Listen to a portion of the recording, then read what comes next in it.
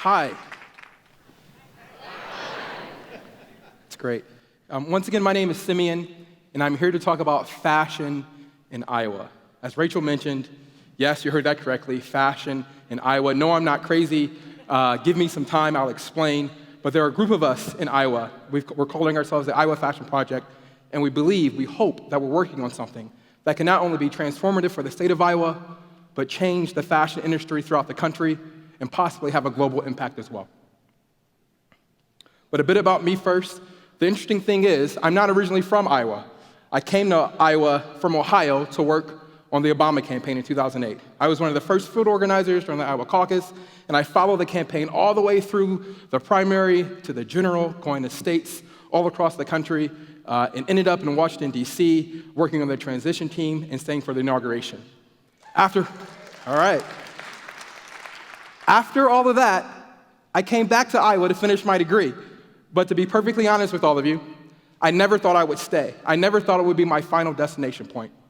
I, like many of you, like many people across the country, didn't really appreciate that Iowa had a cool and creative community, economy, that there were entrepreneurs doing things.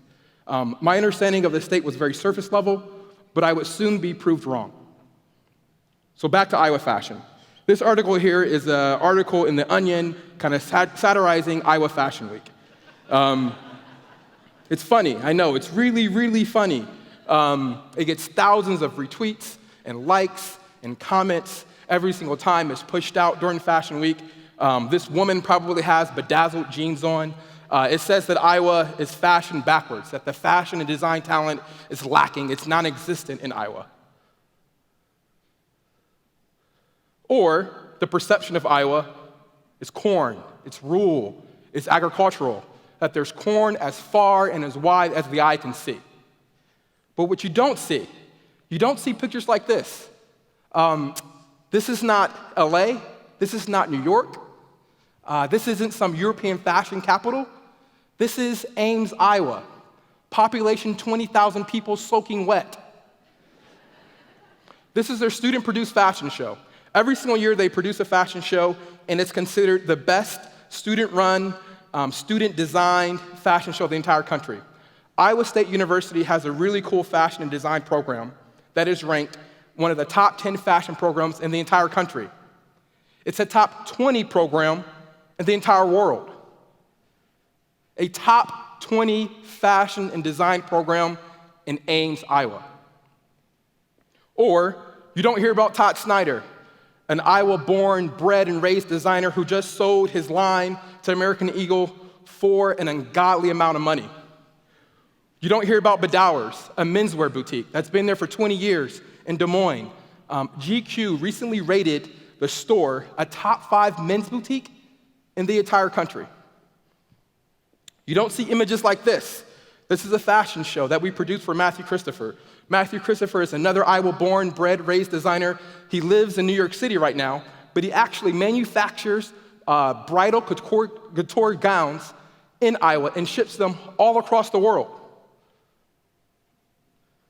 So what's the problem here?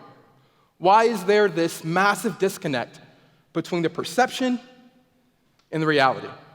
Well, there's a lack of community. All those efforts that I described are looked at in isolation. No one's connecting the dots. There's not a way for people that are wanting to design and wanting to build brands in Iowa to plug into a community that's there to support them. There's this push and this pull to move to places like New York or San Francisco or maybe even Chicago, and no one's telling the story. No one's telling a compelling, coherent story about fashion in Iowa for the world to see. But the biggest problem, and the one that we're out to solve, is that there's no community. Creating isolation is awfully depressing. Oftentimes people give up, and they don't recognize they're part of a larger fabric of a community. And there's no way, there's no community, there's no entity, there's no organization for people to plug in. If I want to be a part of a fashion community, if I'm looking for help, where do I go? Who can help me? Oftentimes you just give up. And we came about this Iowa Fashion Project thing, this fashion community building effort, by accident. We produced a fashion show at Entrepreneurship, which is a yearly conference for entrepreneurs, for small business owners. Gets about 1,000 people each year and growing. And last year, we wanted to use the conference, the event, as a platform to showcase this fashion thing, this emerging fashion community. But it wasn't a conventional fashion show that's about one designer or one brand that you're there to see. It was a collaboration. It was a combined effort of designers, of independent brands, of boutiques, of stylists, of photographers, of creatives, saying, hey, let's all band together, let's collaborate, and showcase this community using this event. And that fashion show was a huge success.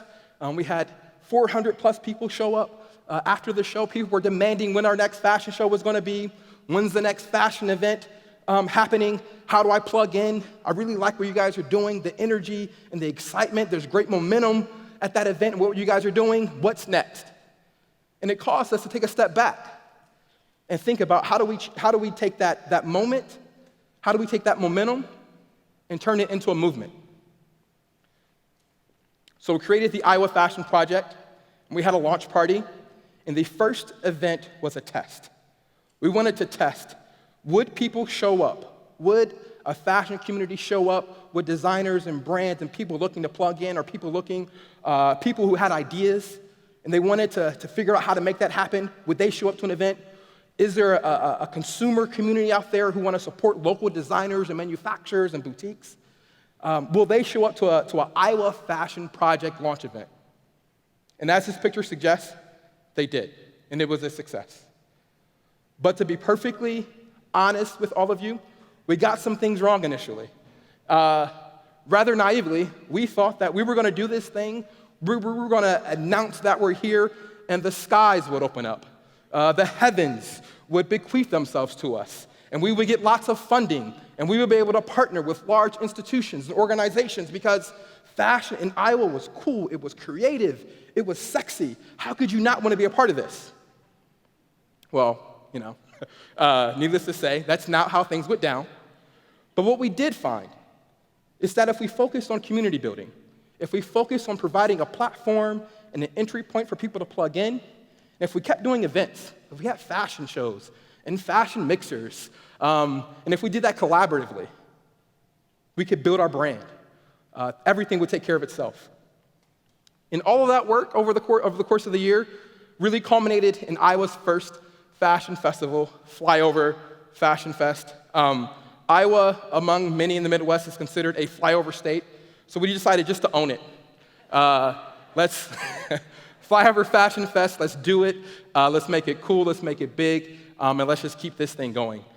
So the festival was really part fashion week. We had 4 fashion shows over the course of 2 days. It was part conference. We had panels and exhibitions and workshops and presentations, explaining how people can build their brand, connecting designers, and so forth. And it was part music festival. Every single night, we had a really cool music performance, and people could dance the night away. So what we've learned over the course of about a year or so is that we're really onto something, that this fashion thing is legit. There's this community out there, and if we focused on building community, if we focus on providing a way for people to plug in, an entry point, that we can be successful. And that initial assumption, that basic insight, that talent exists in Iowa, it just needs a home, and that if we market, if we promote, if we become an advocate for what's really possible in Iowa, then we'll be okay. So, why should, some of you may be still cynical, like why should I care? This fashion thing is cool. Simeon, nice speech, pat on the back, okay. First of all, fashion's big business. It can create jobs. It can stimulate and be the focal point of a creative economy. But there's a larger point here. We've long accepted that Silicon Valley doesn't have a monopoly on ideas or talent. That you don't have to live in Silicon Valley or Boston or New York to start a company. Why can't that same principle apply to fashion? And ultimately, big picture, if we're successful transforming the perception of what's possible, creating this fashion community and building it up, it really makes a point about what's possible in the state. That regardless of your idea, of your creative ambition, that there's a home for you in Iowa, that you don't have to go elsewhere. And that's what it's all about. And I suspect, in fact, I know, that if we can do this in Iowa,